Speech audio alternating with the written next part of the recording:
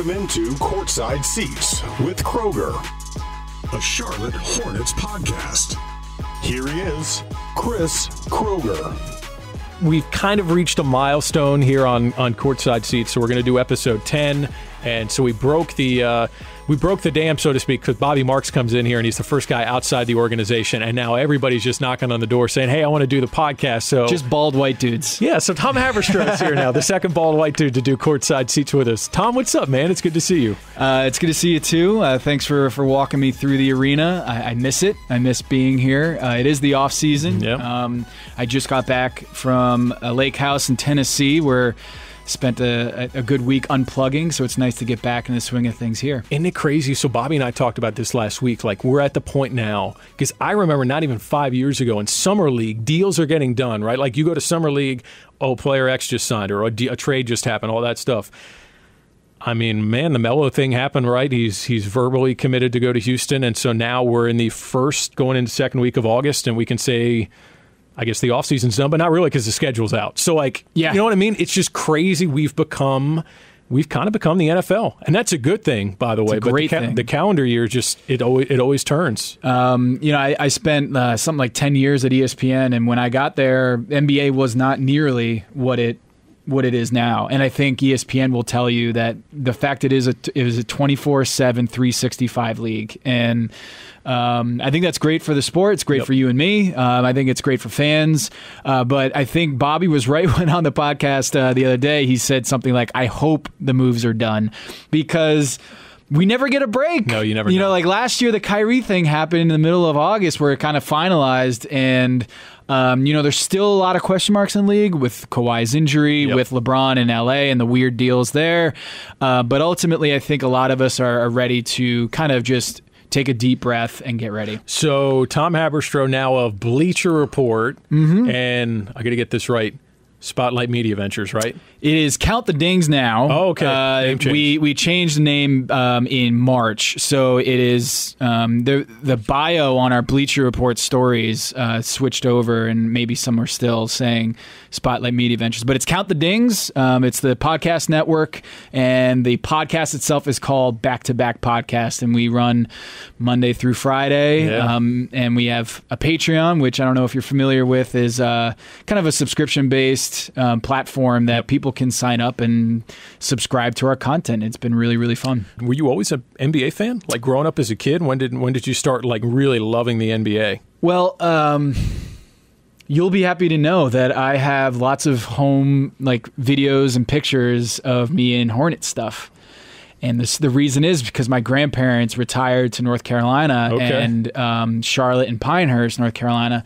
And every Christmas, I would wake up and inevitably I would either have Tar Heel stuff or Charlotte Hornets stuff. And at that time, I was born in =86, so I was like right in the middle of the Grandmama, Alonzo Mourning, Muggsy Bogues years, where that was like one of the coolest teams in the league. So, I grew up in Connecticut, and I was actually. It hurts me to say now as a Wake Forest graduate, but I was actually a huge Carolina fan, to the point where I went to basketball camp at UNC for a week every summer of my childhood. And I was there with Michael Jordan's kids who were there at camp, and Vince Carter and Ed Cota, Antoine Jameson, those years. And my house growing up had UNC basketball camp jerseys, like the T-shirts that you get every year, with Antoine Jameson and Ed Cota, Eric Montross's autographs, and hung it in my room up until about college. And then I had to take those down once I went to Wake. So how did you wind up at Wake then? Did you always want to? I didn't get into UNC. Okay, yeah. I tried very hard, but going from out of state, I think the numbers are very Ivy League-esque. Super hard, yeah. It's super very Ivy League-esque, and so I applied to UNC and poured my heart out in the letters to Carolina, saying I grew up a Carolina fan, and like it's my dream to go there. But ultimately, I wasn't the band leader I wasn't the tuba like all state, or I didn't have the musical. I maybe academic and athletic a little bit. At Wake, I wasn't an NBA guy. I was college hoops and baseball, and I was a big sabermetrics nerd. I was Moneyball. I wanted to be Billy Bean. I wanted to be, just this kind of the Jonah Hill character of Moneyball, right? And what I realized was, that was kind of just every kid coming up and loving sports or baseball. They wanted to be that, sabermetrics or the nerdy kids trying to write and try to get in through there. I wanted to be a banker if that didn't work out. And so I interviewed at about 1,000 places here in Charlotte. After graduating, I was an econ major at Wake, and it was a disaster. The entire Charlotte, as you remember at that time. It was a bad time to be coming out, yeah. 2008 was right after the market crashed. And although that Charlotte fared okay, I was forced to go into my B industry at that time was sports. Like, hey, maybe I'll try, I have a blog and I'll try to stick it out at ESPN. So I threw my resume at ESPN, and 10 years later, I was on SportsCenter, which was cool. You started in what? Stats and research? Stats and analysis at the ESPN stats and info department. So that group is in a bunker, and you sit and watch college sports, and like the Gamecast you get on your phone or on the internet. Like, there is someone there in Bristol charting, number 17 throws to 81 for 7 yards on the 43, third down and 6 or whatever it is. And you chart every single play. I was that guy. I was watching USC versus Tennessee and charting those college football games because that's how you got in the door. I was a temp agent. I wasn't full-time. I was making $12 an hour. Jeez. And I was watching college sports and charting the game statistically to go through the ESPN system. So what would you do? Would you put that into the computer, and then the computer would then spit that out to the app? It was called Stat Crew, I think. What Stat Crew maybe. So you had your own interface that would then speak to whatever interface the user's seeing on their end. Exactly. And so if I screwed up, I would tell my brothers, I would text them or email them, be like, I just screwed up. Does it show on your screen? And they're like, yeah. And I'm like, oh.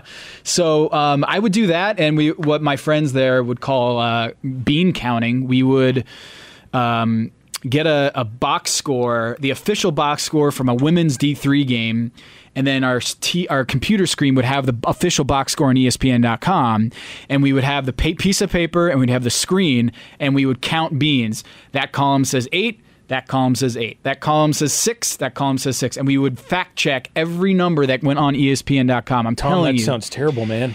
It was cool because it was sports, but other than that, it was very much like accounting. You walk through the doors at ESPN and you remind yourself, I'm at ESPN, I'm in Bristol, because otherwise it was as boring of a job. It was counting beans. It was really, really, really tough because it was 6 p.m. through 3 a.m.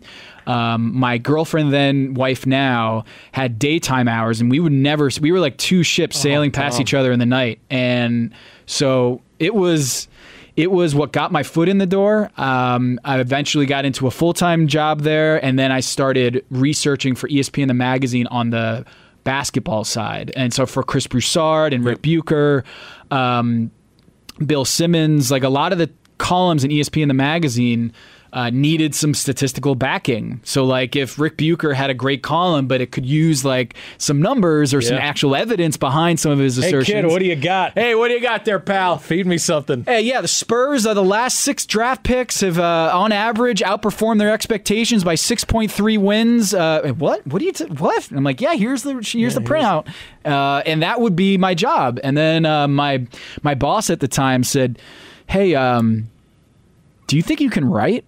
And I'm like, I guess. So that's how my writing career started. When Plus Minus came out in the NBA on 82games.com, I wrote a story for ESPN about how Chauncey Billups was a better defender than Marcus Camby because of his on-court defensive rating was better than Marcus Camby. And now it's very overly simplified thesis. That whole idea, that headline was way oversimplified and probably a very problematic way of looking at plus minus.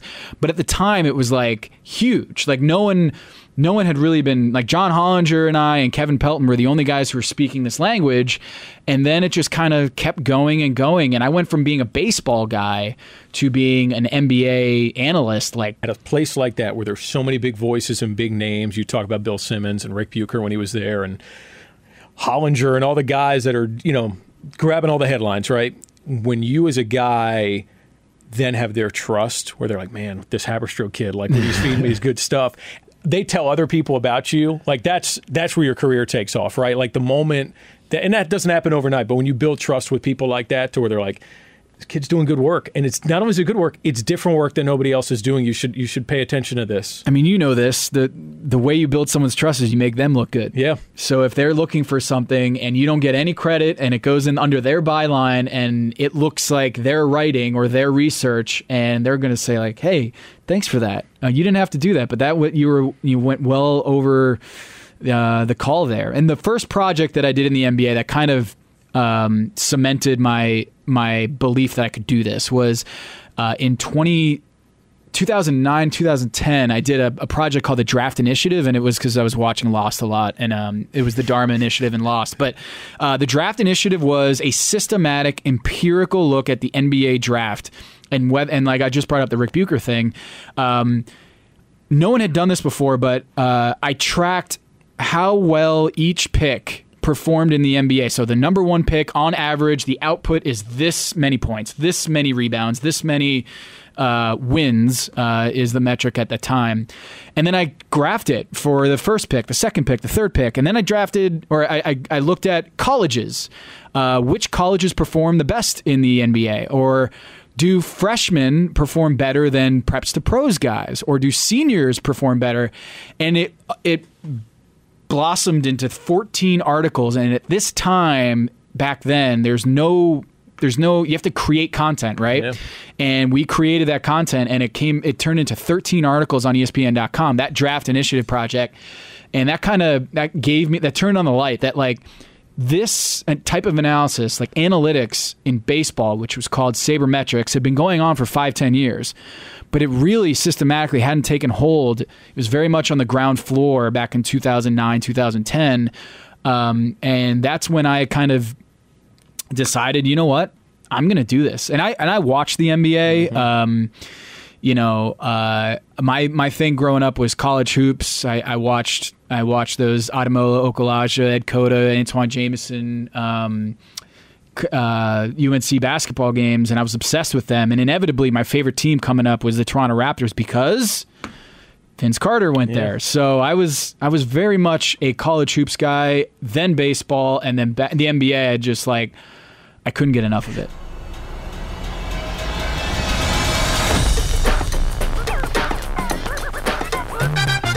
So the term analytics, you just mentioned the term analytics. I feel like whatever circles you run in, that's got a good connotation, it's got a bad connotation. And I also think it's largely still to this day misunderstood. So when I say analytics, it's the study of wins. It's the study of what wins in sports. It's the study of, hey, should I draft the left-handed guy over the right-handed guy? Do left-handed players play better than right-handed guys? Like, I could ask like a room full of guys or girls like that question. They might not know the answer because no one's ever studied it. So why don't we just look in, get our hands dirty and go look at that? And so a lot of it is the scene in Moneyball where they all have their theories, but like none of it actually, they just pull it out of their heads, right?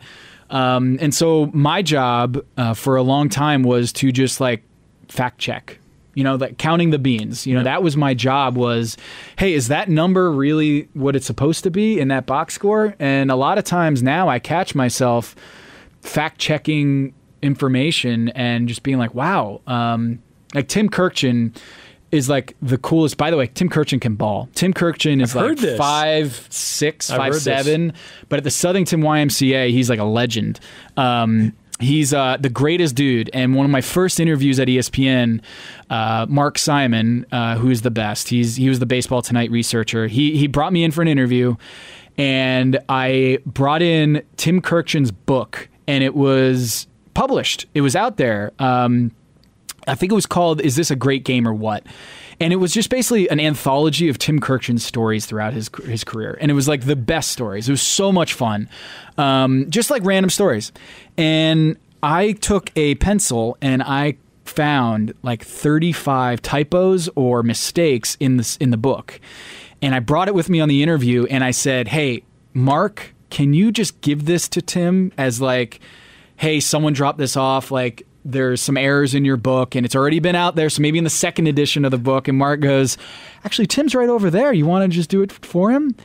And I was like, "Whoa, wait, I'm in this interview. I'm still in college and I'm like I'm probably sweating through my shirt, shaking in my boots. I'm like, no, I'm not going to see Tim Kurkjian. Like, he's a god. Yeah. Like, this is like a draft prospect coming in and Michael Jordan's like right there. So like Tim Kurkjian's sitting there and Mark's like, "Hey, we got Tom Haberstroh over here. He's interviewing for a job. And Tom, why don't you show him what's in your backpack?" And I'm like, "Oh, no."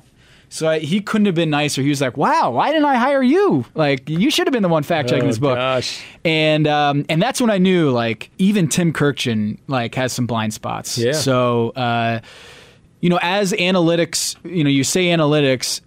No longer is it, Chris, the box score. It is now injury data. It is now mental health data. It is now sports science. All these new kind of data-driven corners of the NBA. It's new frontiers. I love this story because I think this is analytics in a nutshell. And I might be maybe playing fast and loose with some of the facts on this, but Portland, at some point early last year, they were not happy with the free throw discrepancy. There was a massive free throw disparity. They didn't like what was going on, and it was something. They're like, "What? Something seems off." And you know what they were doing? They're complaining about the officiating. Well, the officiating is that they're out to get us, or we're not getting calls, because that's what you do, right? That's what you create this narrative in your head to justify. Hey, I'm losing games, but it's not because we're bad. Right. It's because we're getting shafted by these people. And you've been taught to do that for 50 or 60 years in basketball, right? If something's not what you want it to be, it's because of something else happened, right? And so I think it might have been Neil O'Shea, I forget who it was, somebody in the organization commissioned a study to take a look at all the game tape of what's going on to that point. Hey, what's going on? Like, why aren't we getting calls? And they got the data back, and the data said, well, you're not doing anything to justify getting calls. You're not playing the way that would be actually a foul to send you to the free throw line, right? So what's the answer to that? Start doing the things that could generate those foul calls. And guess what they did? They did, and the rest of the year they were in the upper tier of the NBA and drawing free throws and getting to the free throw line. And that specific example is analytics, right? But it's analytics in a way that you're talking about where maybe in a broad sense you wouldn't think about analytics, but hey, we've got a problem.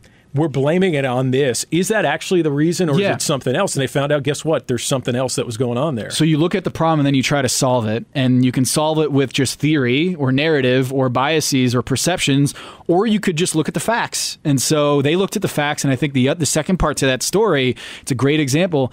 They hired a consulting gig with Don Vaden, who was the former head of referees. And they consulted with him to say, like, hey, we identified this problem with the data. How do we solve it? Genius. And there are multiple ways to come at that problem, but I think a lot of the you come up with an expert, you come up with a specialist whose like job is to study this stuff. And Don Vaden was a great resource for them, I think they'd say. And that's kind of where we're at. I did a story a couple years ago about the Tinderization of the NBA. Yep. And it was out of home court advantage was disappearing. Home court advantage, the oldest thing in the book, it's as old as the peach basket, is that home teams always do better than the visiting teams. And for whatever reason, a couple years ago, just home court advantage had disappeared. It was much lower than it historically was. And a GM at the time told me, hey, I think it's the Tinderization of the NBA. And I'm like, what are you talking about? And we could go on a rabbit hole about this, but the story was, empirically, home court advantage had been disappearing because a lot of people in the NBA thought that players were sleeping more because their nightlife was a lot more efficient. They were back in their hotel room at an earlier time, and they were getting more sleep because of Uber, because of just things were Tinder, let's just say, were being a lot more efficient, where you could get off the plane and be asleep within an hour. Whereas back in the day, Charles Barkley, as I noted in the story, would have to go to the bar until 3 a.m, and he was doing stuff at the bar that he probably shouldn't have, and he'd probably get terrible sleep and wake up hungover the next day and play worse. Yep. And the home court advantage was actually the away disadvantage. Was guys were coming in hungover, and now they're not so much anymore. At least that's the theory. And a lot of that story was driven by analytics. Then you go and you talk to people, get kind of some quotes and some backing, and really get to the heart of the issue. And those are my favorite type of stories to tell in the NBA, where it's just like, this is kind of weird. How does this happen? And then you go and you find out there's a really cool story behind that. Well, and you did that with Kyrie at the beginning of last year, and we had Johnny O'Brien here last year. He went vegan, he slimmed down, transformed his body. The thing with Kyrie, like he was saying, it's kind of his whole worldview, I think, at this point. But very woke. Yeah. Once you're woke, you can't go back. Players are lighter now than they've been in decades. And Kyrie Irving, I think now you see that his knee was bothering him. And one of the issues with a lot of knee problems is just guys being overweight, just having a lot more muscle.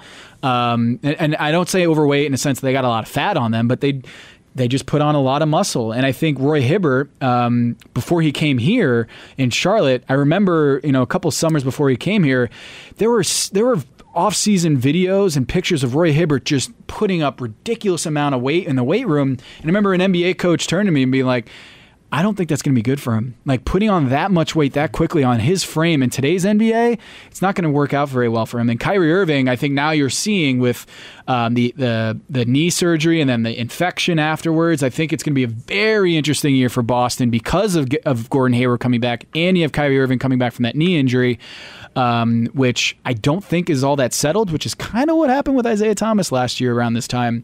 So I think Boston's going to be very fascinating next year because of Kyrie Irving and his impending free agency too. So what are the other spaces you're seeing teams now explore with data to try and uncover from, say, hey, here's a market inefficiency, or here's something we don't understand, let's use data to explain it? Well, injury and recovery is huge. Last year marked the most games missed due to injury in over a decade.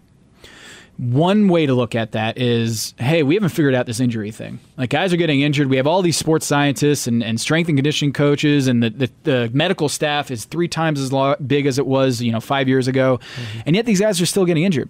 A lot of it is we're just being a little bit more conservative with the return to play. We don't want to rush a guy back from injury. So that ankle injury could usually be a week off, but we're going to spend 2 weeks off. And you saw that in the data. The guys, the injury experts, that I consult with, they said it's not so much that there are more injuries. It's that teams are just a lot more conservative with the DNP rests and rest and recovery. They're being a lot more conservative and saying, hey, just take an extra couple days. And that's interesting to me. And the way the schedule has changed too, like cutting back on back-to-backs, what the league has tried to do with the schedule, 4 games in 5 nights, none of that anymore. Go away. But we're learning this stuff, right? Like, and I know the average fan says, well, players make millions of dollars and you stay in 5-star hotels and you're eating awesome meals and you're flying on private jets. That's all well and good. But empirically speaking, this is the sort of stuff, right? Like, you've written about this.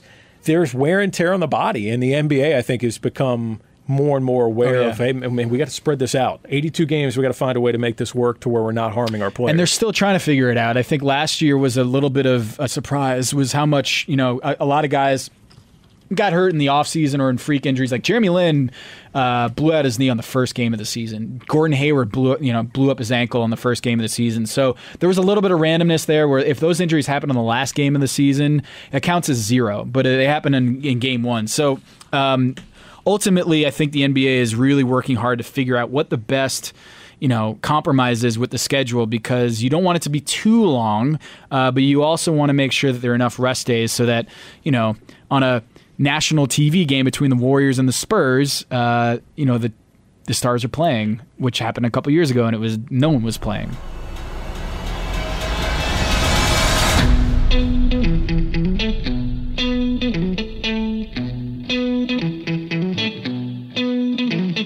All things relative, who do you think had a good offseason in the NBA? You like what they put together? I actually love the Toronto deal. I love the fact that they got Kawhi Leonard. If you're Toronto and you see an opening where LeBron James is now out of your conference and you have the ability to upgrade talent-wise from DeMar DeRozan to Kawhi Leonard plus Danny Green, I think that was a great move by Masai. It probably didn't look very good with DeMar DeRozan and how that went down, but ultimately those things get forgotten and then the balls go out. I love what they did this offseason because I think as an Eastern Conference team, not in a marquee market, you have to take those swings. Just like Paul George and OKC, what they did with Paul George, that was brilliant job by Sam Presti to keep him there. And I think Kawhi Leonard, even if he leaves, I think getting out of that DeMar DeRozan contract and kind of having the opportunity to reset your organization if the Kawhi thing doesn't work out, I think also is a nice plan B. What do you think about Indiana? Because they were interesting. They were one of the few teams with space. Coming off their season, they had Oladipo. You wrote about Oladipo, by the way, the other day. I love this kid. So, he says a year ago, I want to be tells his trainer, I want to be an all-star, then I want to be an MVP. Well, he delivered on one side. Now he's going to try this MVP race.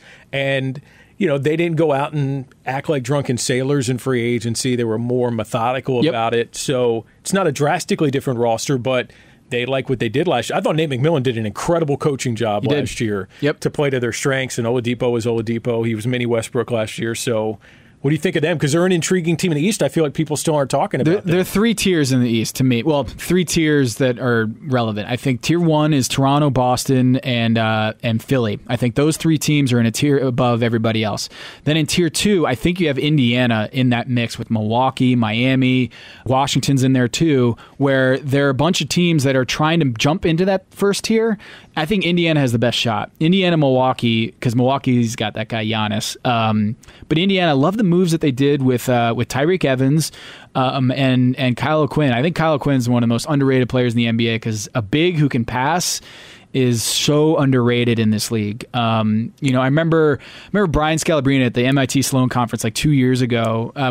The conversation at the panel was something about today's NBA, and the topic got to Hassan Whiteside and the Miami Heat, and he's just like, I don't think you can succeed in today's NBA without a passing big man. It's just very hard to have ball movement and have inside-out basketball without a guy who's going to move the ball. And I think in Charlotte, you got to see a little bit of that last year. Is a lot of times the ball went into the post and never came out, and that is just thematically, just as a philosophy of an organization of moving the ball and not having it stop.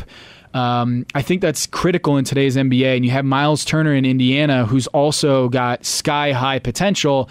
He's doing a lot of yoga. I saw Om Young Masuk did a story for ESPN.com today about his body yoga. Shouldn't bend like that. I've seen videos. I'm like, dude, you're too huge. You're too athletic. How are you that? You shouldn't be that flexible too. Right yeah, seriously. now. I'm like, you shouldn't be that flexible too. Well, coming out of college, the story on him was that he was pushed around. Was that his core wasn't strong enough to bang around in today's NBA.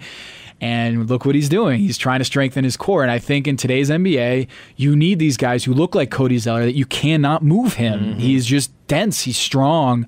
And functional strength is what they call that. Yes. It's functionally strong. Yes. And I think Miles Turner, if he can get stronger in the post, he's a great shot blocker. He can shoot. I think that'll really... that'll push them into that next tier. And I guess we find out once and for all this adage about put anybody with LeBron, they'll win 50 games.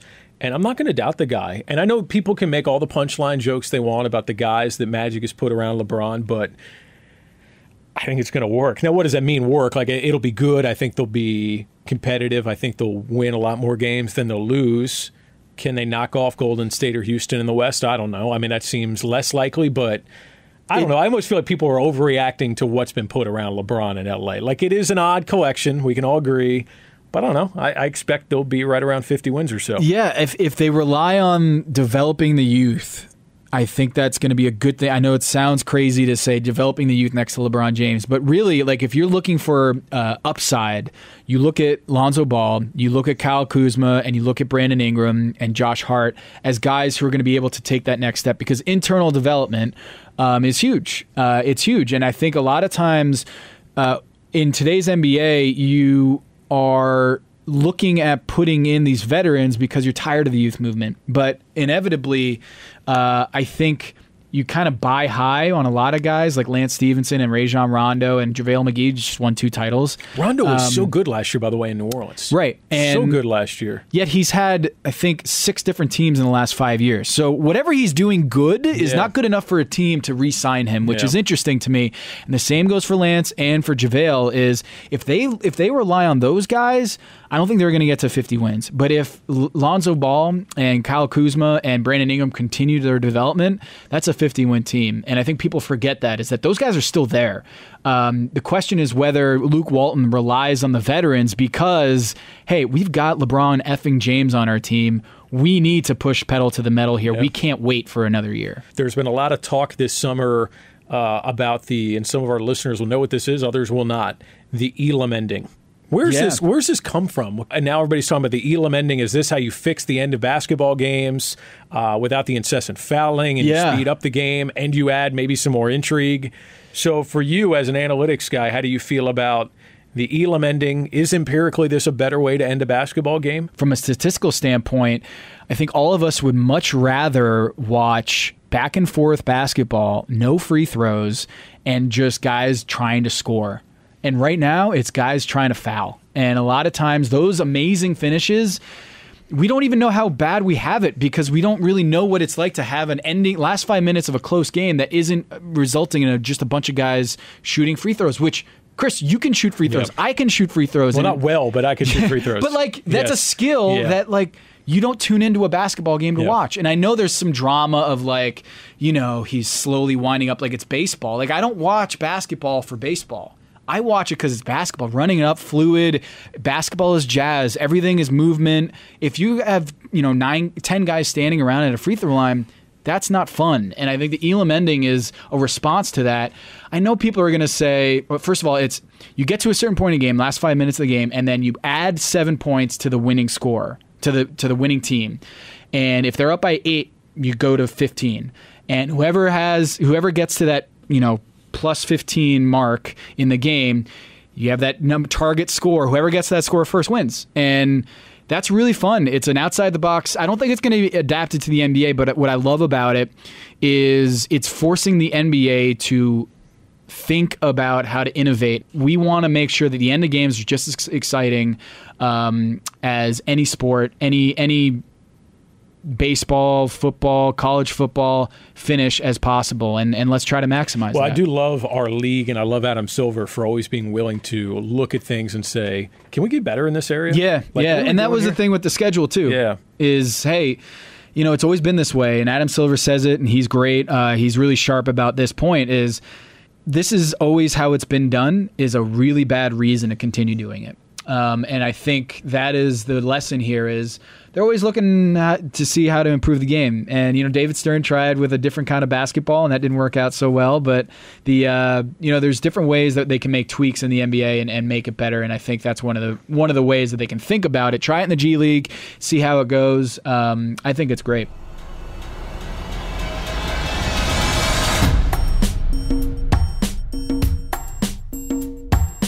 What did you think of what the Hornets did in the draft with Mitch Kupchak in charge for the first time? I thought it was a really good pick. I mean, Bridges especially, I think, is tailor-made for today's NBA. He can shoot, he can play multiple positions, he can guard, and I think he can play right away. And I think that was a really good pick for what position they were at. Everybody talked about him being a catch-and-shoot guy, which was fair, by the way. Like watching him at Michigan State, he played a little out of position this past year. But I was blown away, and I know it's summer league, so you take that for what it's worth. He got some shots up, but everything was about him posting dudes up, taking the ball off the bounce and driving to the rack, and that needs to be where his game goes in the NBA. Shooting is going to be great, but you also, the guy of his skill set, he's got to get to the basket. And I was blown away that right away, he took to that. That's right. And he's confident too, and he knew what he wanted to do. So I think he's super talented, skilled, and you need multi-skilled players out on the court when you have a Kemba Walker. Nick Batum had a tough year last year with his injury, and I don't think he really got into rhythm last year. And that's the type of player that if he's rolling, Nick Batum, and he's moving the ball and he's confident in shooting, he's an excellent player, and he's... Do you feel like he's been unfairly criticized? I mean, I remember what he did 2 years ago. He was a big reason why this team won 48 games, and that feels like that was almost 20 years ago now for some people when I hear him talk about him. Yeah, I mean, he's the type of player like Andre Iguodala where he's always going to be criminally underrated. And if he's got a bad knee or if he's got a bad elbow, it's not going to look pretty because he's not a dunker. He's not a guy who's going to hit, 10 threes a game. So when he's not doing that, when he's not healthy, it feels like, what does he do well? And, Al Horford comes to mind where it's like he doesn't do one thing amazingly well. He does 7 different things really well. And a lot of fans just need to see 25 points every night. And that's just the only way they're going to watch the NBA. And with Nick Batum and with Al Horford, and Andre Iguodala for many, many years, they just fill up the box score and they do a lot of really good things well. So this is kind of crazy, digging into where this team has maybe fallen short the last 2 years. I keep throwing this out there because this is you talked about this at times last year. This team had a positive scoring differential each of the last 2 years. Yeah. And it's not an exact science, but generally speaking, they were the profile of a team that probably was, give or take, 2 games above or below 500, like that 43, 44 win team or a 43, 44 loss team. They were 36 and 46 each of the last 2 years. This team was top 5. This is crazy to me, Tom, because some of this I feel like is just statistical anomalies. This team was top 5 in clutch situations, so game within 5 with 5 to go, right? Yep. Top 5 in offense in those situations. 3 years ago, right? 2 years ago. 2 years ago. They were bottom 5 in defense in those situations. Yeah. Last year, Yep. They were bottom 5 in offense in those situations. Yep. They were top 5 in defense. It completely flipped. The math doesn't make sense. I guess that's my point. The math does not make sense on this team for the last 2 years. Well, the math, we're not really good as human beings, really good at grasping randomness. Yeah.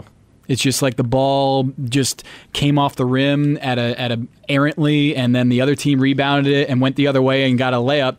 And a lot of coin flips have been the Charlotte Hornets wanted heads, and it just flipped tails.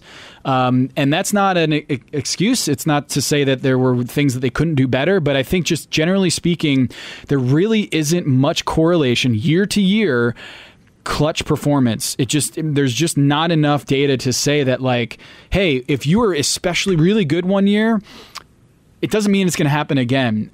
Some teams, like the Memphis Grizzlies, for whatever reason, the grit and grind Memphis Grizzlies, year in and year out, had crazy good clutch teams.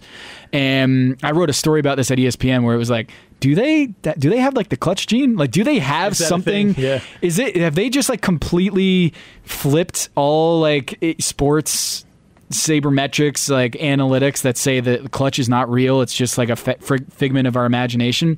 But they were one anomaly. But generally speaking, I think this Charlotte Hornets team has the potential to surprise people next year because of that very fact that the last 2 years they've been one of the worst teams in clutch situations, and in one possession games in the final minute they were really bad last year, same year before.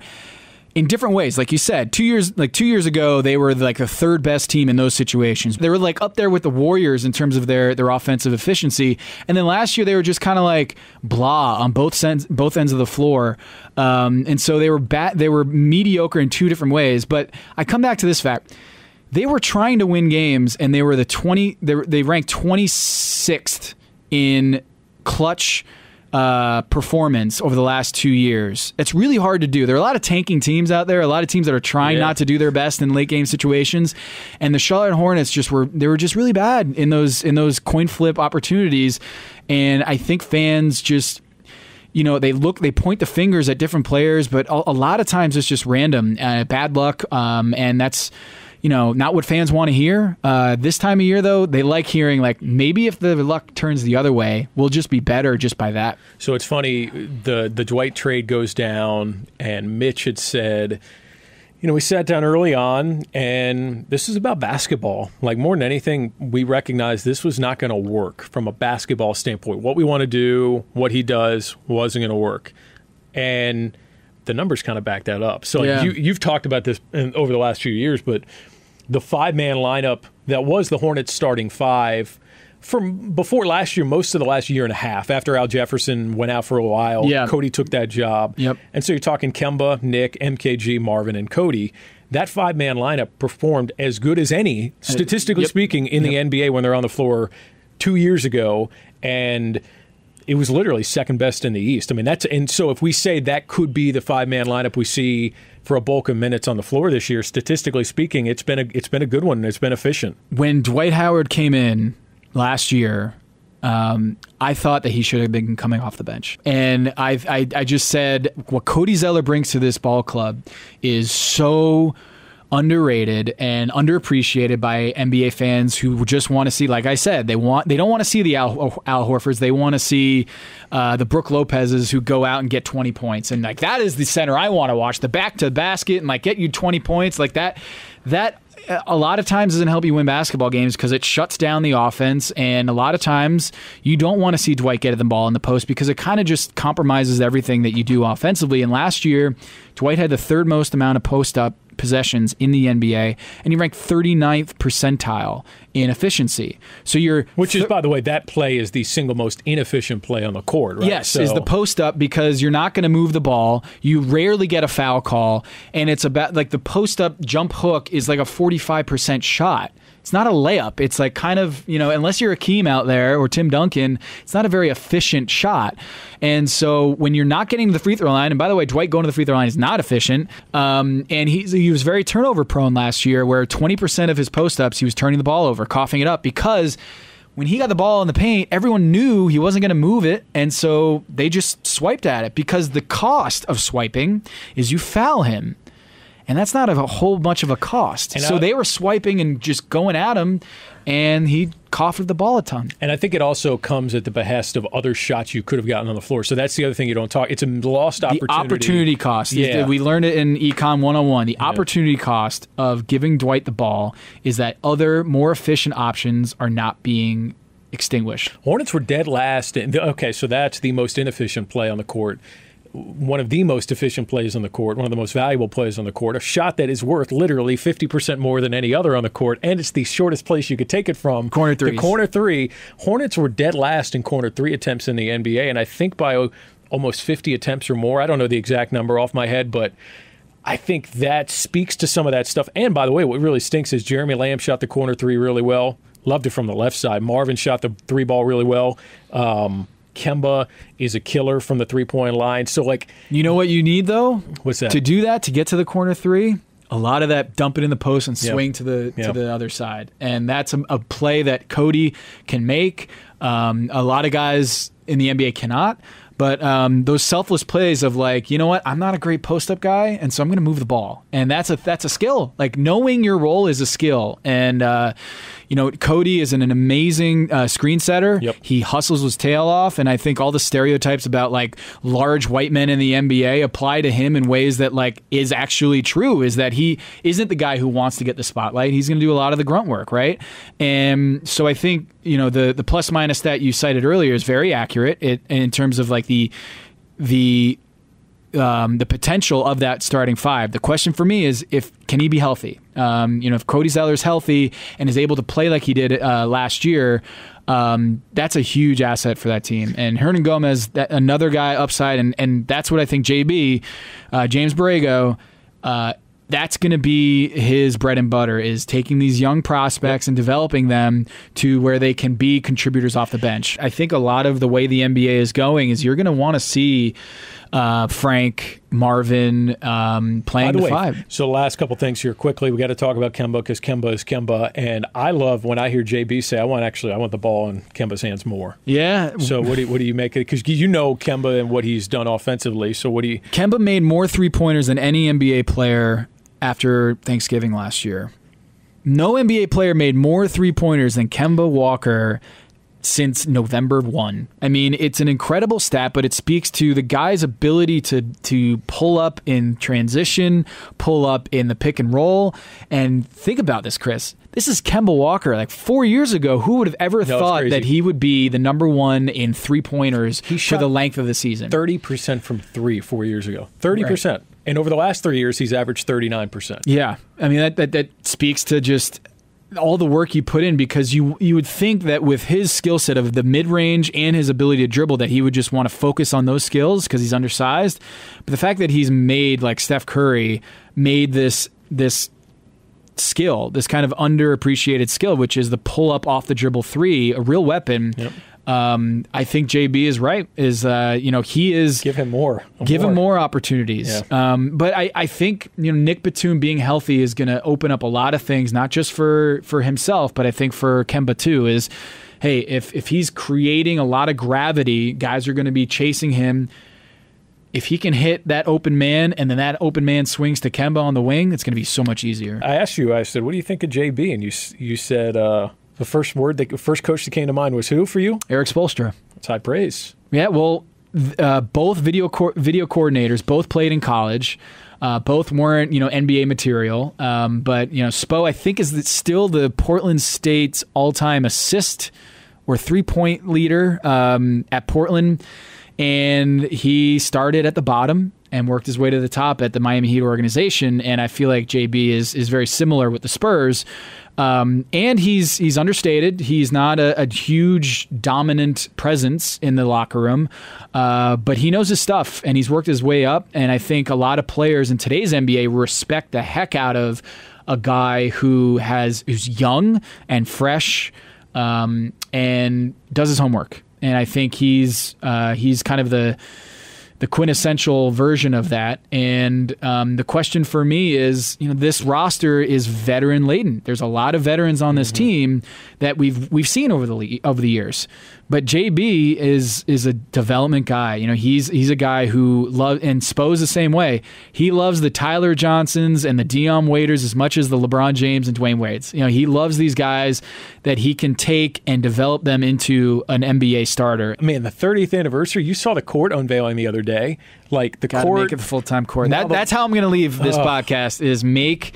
I know I don't work for those Charlotte Hornets, but if there's anyone here who's listening right now, make the classic the norm. Like me growing up and seeing the purple and teal, like them going back to those uniforms, but just go all the way. We're at the 1 yard line of like embracing the classic. Like let's go all the way. So who's your last question for real this time? Then doesn't have to be your best player in Hornets history, but who's the player you're like, man, I just always loved watching that dude play for the Hornets. There's no doubt in my mind. Muggsy Bogues. Muggsy Bogues went to Wake. He has my birthday, or I have his birthday, I should say. He is 5'3" in a game of giants. Like, it's the equivalent of a baseball player being an all-star while legally blind. Think about how hard he's 5'3", which is short for just general American human beings. Yeah. And he's in a game that needs to be tall. But he had the thickest lower half you've ever seen in your life. His hips down, like his thighs were so thick. Yeah. And the way he ran the floor, like he was so explosive. And I love the trivia fact that the shortest player in NBA history was also a teammate his rookie year with the tallest player in NBA history, Manute Bol. That is great, yeah. Isn't that wild? Like with the Bullets, right? Yeah, the 1 year. And they didn't put him up to keep him away from the expansion draft, and so in he went. He was a lottery pick. I think he was 11th overall. Yeah. And then, of course, we snatched him up in '88. We're like, yes, thank you, we'll take him. What a fun team! What a fun era! And I'm hoping that the Hornets can get back to that where it's they're a small market team, and nationally, Kemba is a superstar. Like he is, people love that guy. If he played, I've told this to somebody recently. If he played alongside LeBron in Cleveland, the way Kyrie did, and with the cast that Kyrie's played with in Boston, I think he'd be thought pretty similarly. Yeah, I mean, he's got superstar numbers, but he doesn't have that Draymond Green next to him or Kevin Durant like Steph has. I'm not saying he's the same level of Steph, but I think this year is going to be really interesting, and I want to see what Kemba Walker All-Star Weekend. I think people appreciate how much of a good guy he is, and just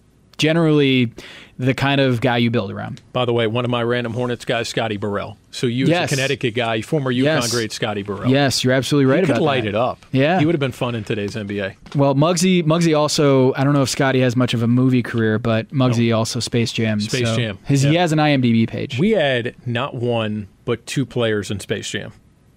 Larry and Muggsy. Yeah. You did. That's wild. Yeah. We were running the NBA in the 90s. That's what was going on. Tom, seriously, it's good to see you, man. Thank you, Chris, for having me on.